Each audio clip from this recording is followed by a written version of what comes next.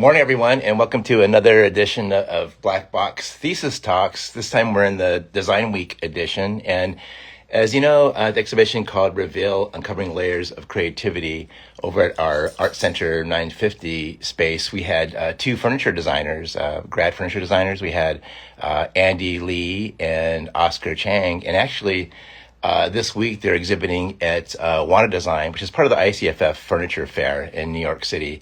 And WantedDesign actually launches what's new, what's fresh, who's coming up in the design world. Andi and Oscar featured there.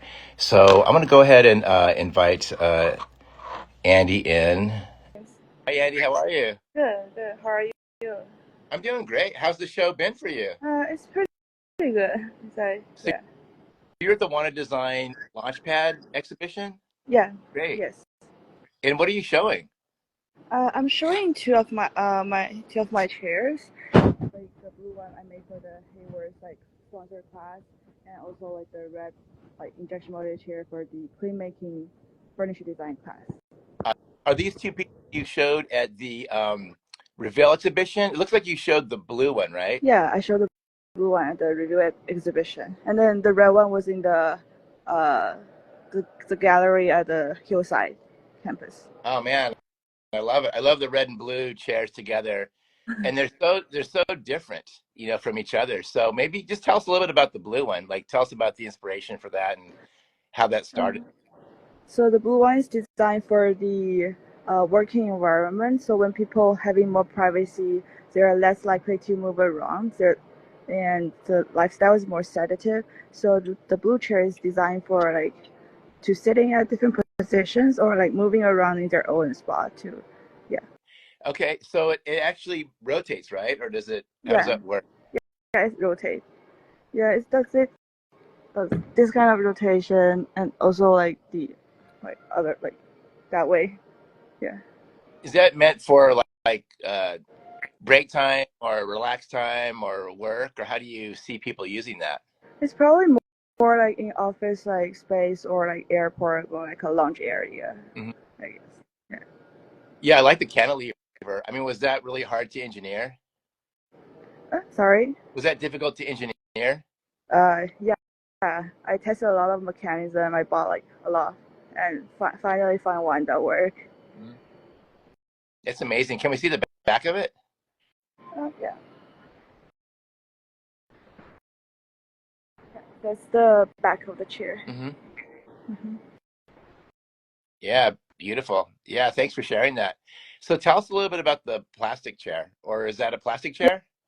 Yeah, it's a plastic chair. So it is like a prototype with like 3D printing, and yeah. It's designed to be stackable and also injection molded, like designed to be injection molded, and it's kind of inspired by like the name of the chair is Prima. It's kind of inspired by like the dancers on the stage because they're very like sturdy, controlled, but like very light. Feels like very like the postures. Yeah. What's the design inspiration for that one?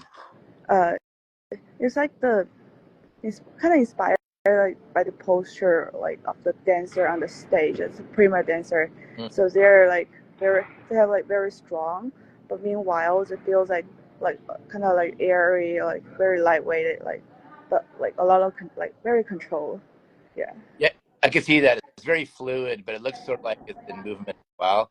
Can you show us a little of the detail, kind of get a little closer to it? Yeah. Lighting isn't that well, but like I did a lot of surfacing around these areas. Mhm. Yeah, I love the sheen too. Is that the sheen or the finish that you're intending on the finished product? Yeah, it's a kind of matte. Yeah, but it's like little sheen on it. Yeah, you mentioned that's injected. You imagine that being injected molded. What kind of materials are you thinking? Maybe like ABS or polypropylene, like injection molded, I guess. Is there some other materials, like sustainable materials, you could use as well? I think for steel, that would be like very heavy, right? Huh? Okay, Yeah. great. How's the response been so far? Sorry? How's the response been? It's okay. Like, yeah. Yeah. yeah, talking to some manufacturers and then, Yeah. So is today the last day of the show? yeah, today's the last day of the show. Wow. So do you imagine these two chairs being exhibited at other furniture fairs? Uh, maybe like I think maybe not, because I'm for this kind of stuff. It's not ready for. It's like they're not in production yet, Mm, so it's like very hard like to.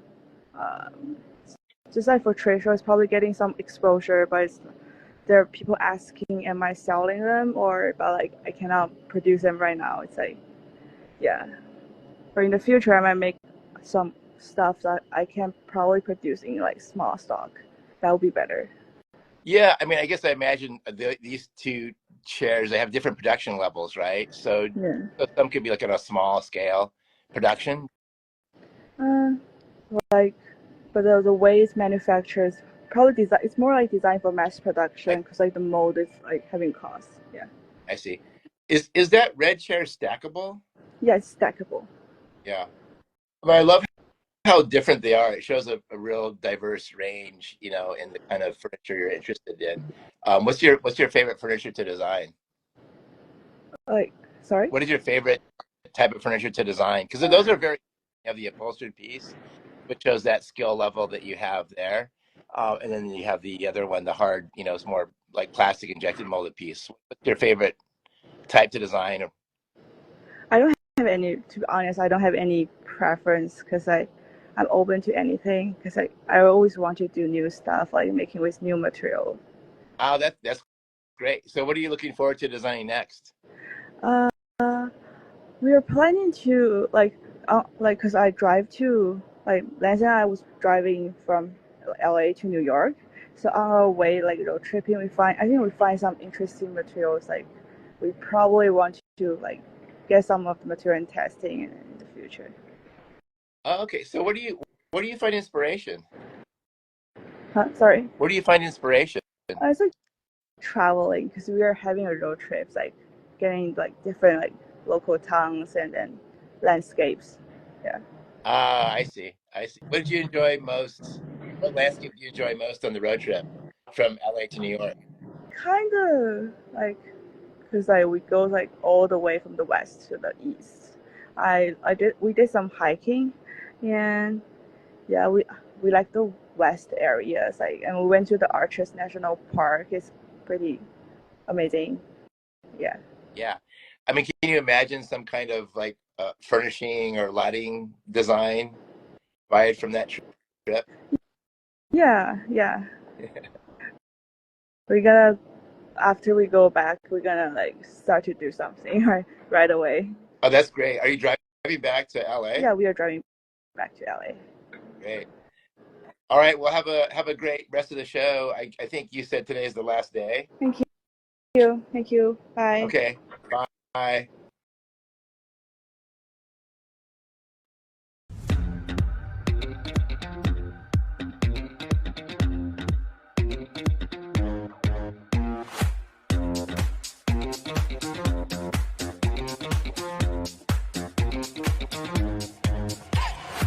Welcome back, everybody. So once again we're here during Design Week at the Furniture Fair, and we're here at the Wanted Launch Pad. And I wanted to mention also that ICFF, the Furniture Fair in New York, started in 1989, and in I think it was 2011, Wanted Design started, and that really does feature who's coming up, what's next, and who's fresh, and it's about making collaborations. And now we're going to talk to Oscar Chang, and Oscar also exhibited at the Reveal exhibition at 950 Space at Art Center. And by the way, Oscar and Andi just graduated from our graduate furniture, lighting, and fixtures program. So we're going to go ahead and talk to Oscar now. Oscar, how are you? James, good Good morning. morning. Hi. Good to see you. You know it's 6 a.m. over here, right?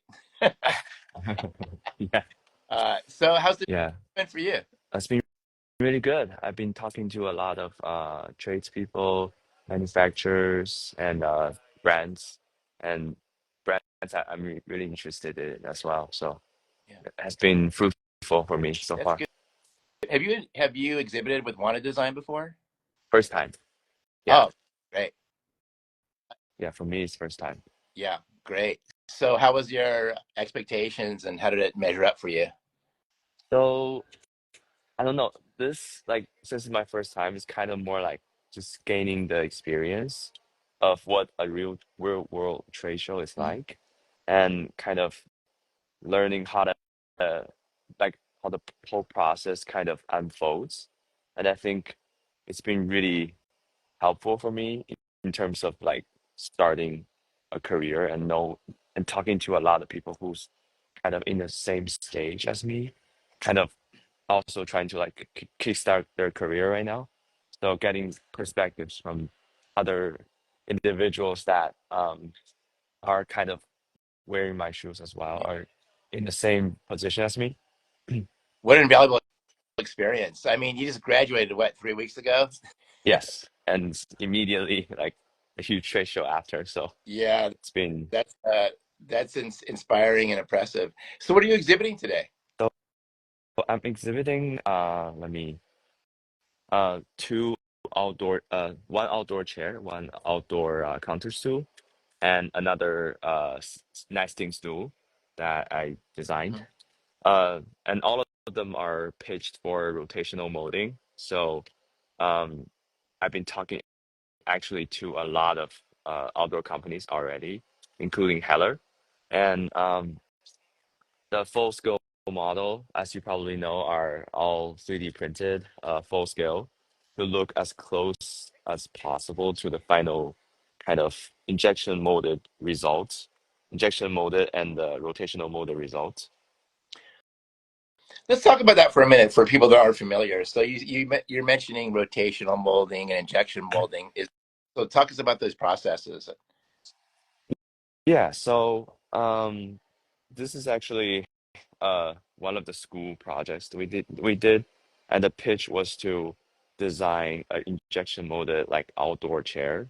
And we were just talking and thinking about um, what the best method is um, for prototyping to really showcase the design in its kind of production ready form.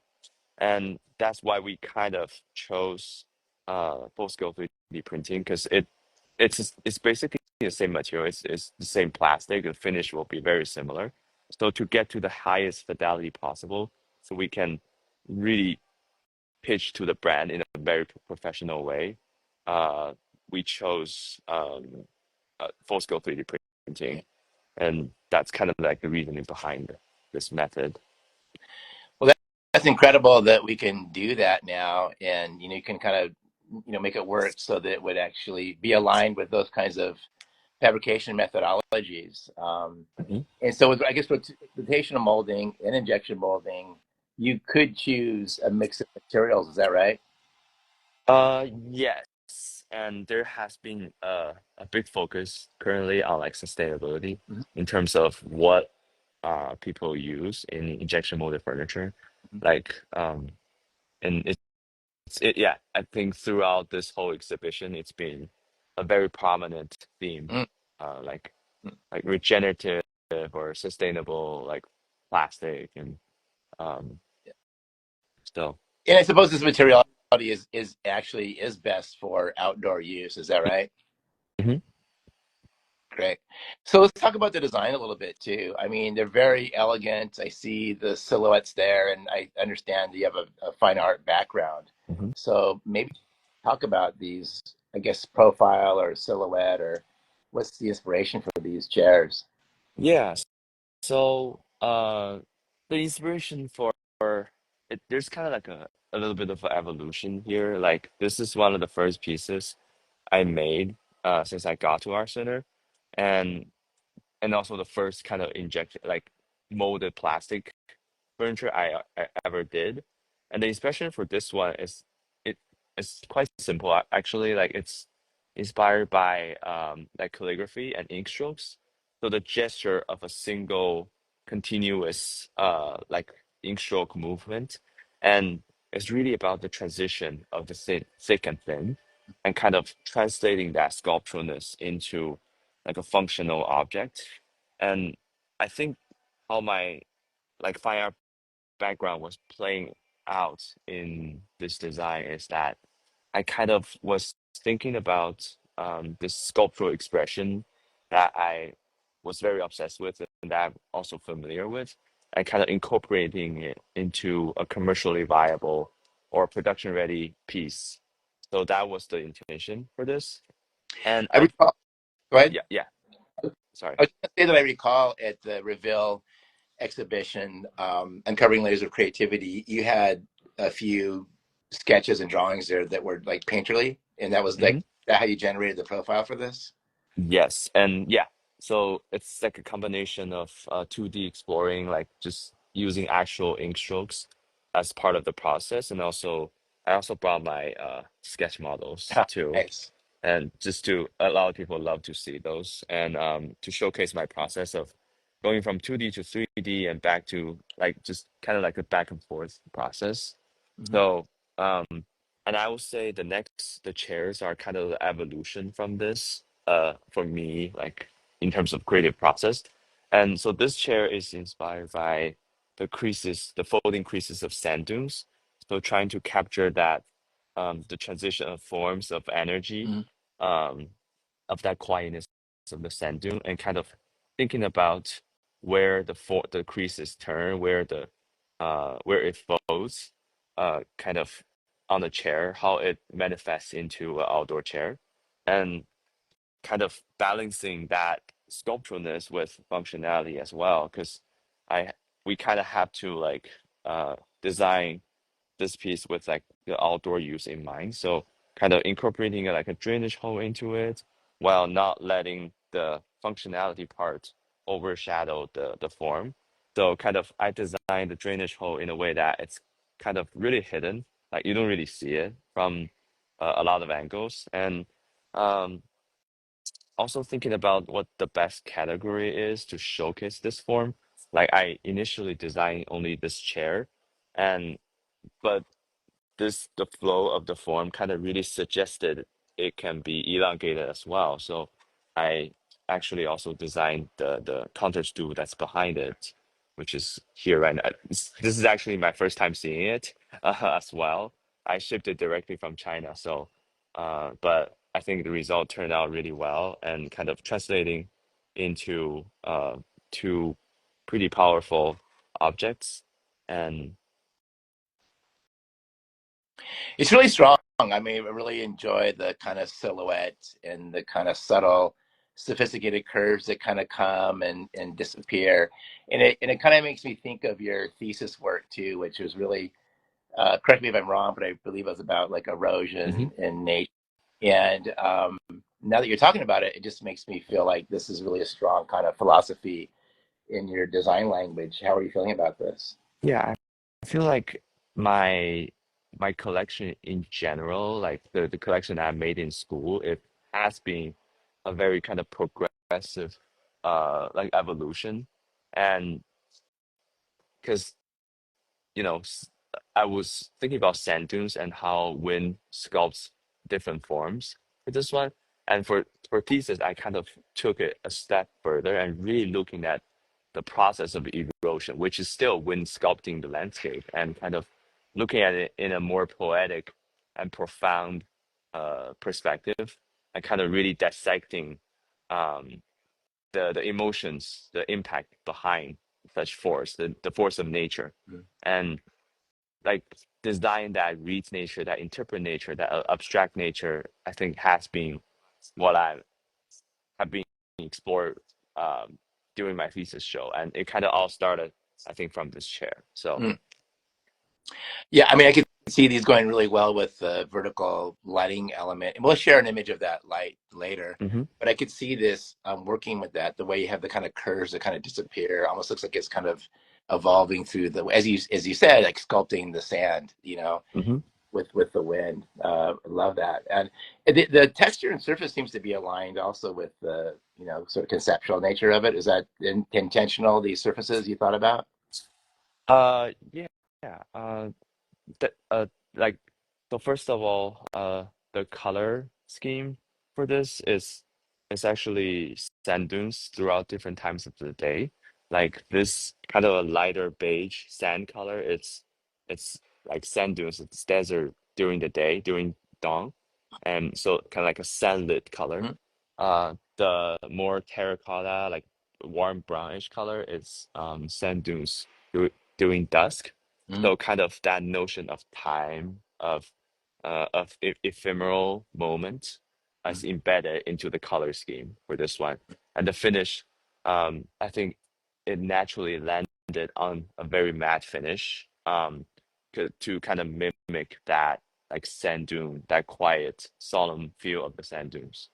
So, I wanted to ask you about that too, because you have one overall sheen on these pieces, and with mhm. this, fabrication methodology, could you incorporate different levels of sheen? Because I Yeah. think that was remember that being a discussion in the thesis work you hmm did about perhaps like matte sheen versus more of a satin versus a gloss. Is that something that could be done with this methodology?